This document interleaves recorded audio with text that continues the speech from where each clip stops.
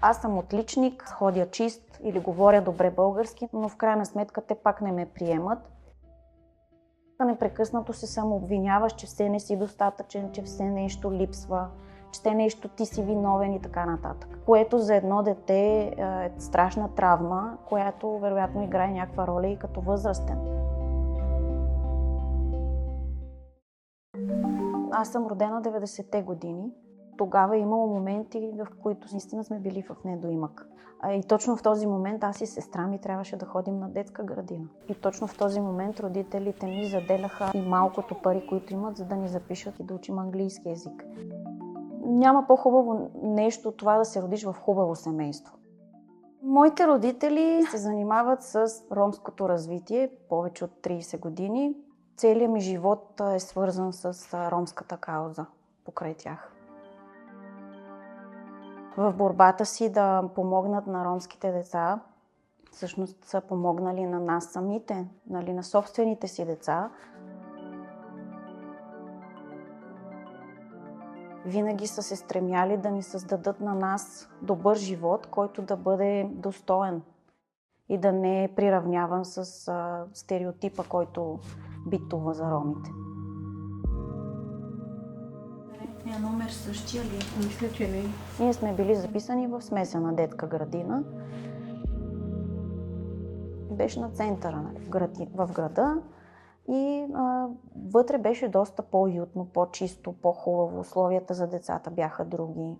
Докато в ромската детска градина то беше една барака и се чудеха как да я затоплят тази барака, през зимата особено. Детската градина беше, може би, най-травмиращия епизод от живота ми, защото не исках да ходя на градина, понеже там ни биеха, тормозеха и ние не срещахме подкрепа и защита от учителите, често пъти. След това в училище също не ни е било лесно. Единственото, което можехме да направим, за да бъдем някакси, да намерим място сред останалите деца, е да бъдем най-добрите. Но въпреки това пак сме били пренебрегвани, леко така с пренебрежителен и леко надсмиващ се тон на съученици към нас. И сега като учител го виждам, че това е норма в обществото. Да обиждаш и да псуваш роми или някакви други, които са различни от тебе, някак си възприето като абсолютно нормално. Аз смятам, че и до сега ми влияе, защото самочувствието се смачква. Това е стаята ми. Всъщност не се здобих, така да се каже, с голямо самочувствие до момента, в който не заминах в Щатите, заради конкурса, който спечелих. И тази ми е любима. Едва тогава и като се върнах, почувствах някакво уважение от съучениците си и ме забелязаха, че аз не съм просто някакво момиче от махалата. Аз съм човек, който е като тях, който има качества, умения, знания, ценности и така нататък. Едно ромско дете има нужда от учител, който е състрадателен, който е съпричастен. Човек, който разбира емоциите на родителите, на децата. Човек, който може да се постави на мястото. Човек, който да е търпелив. Човек, който да е със знания и да ги дава на тези деца, защото те го заслужават и имат право на това.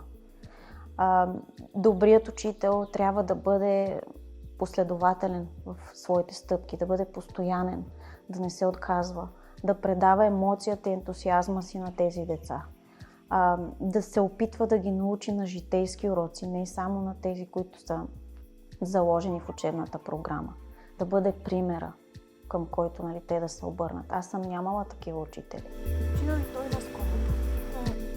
Едно от най-трудните неща на това да си роден в ромско семейство е да си жена, да си момиче. Аз и сестра ми не сме приети в ромското общество много добре, защото ние все още сме неомъжени, не сме изпълнили дълга си като жени и едва ли не всичко това, което сме постигнали, няма значение, ако нямаш семейство. Започнах да си давам сметка, че не съм била възприемана нито в ромското общество, нито в българското. В ромското общество, защото не правим това, което правят другите. Докато в българското общество не ни възприемат, защото пък сме роми. Много пъти ми се е случвало да ми казват, ами ти не изглеждаш като ромка, ти не говориш като ромка, ти си образована, ти не си такава като тях. Добре, хубаво, но в крайна сметка, ако трябва да ме избереш за свой партньор в живота, би ли ме избрал? Ами не. Защо? Защото не искам децата ми да говорят ромски. Не искам децата ми да ходят в ромския квартал, за да видят баба и дядо. Това да се пребориш срещу толкова предразсъдъци и от ромска страна, и от българска страна, сякаш няма никакво значение.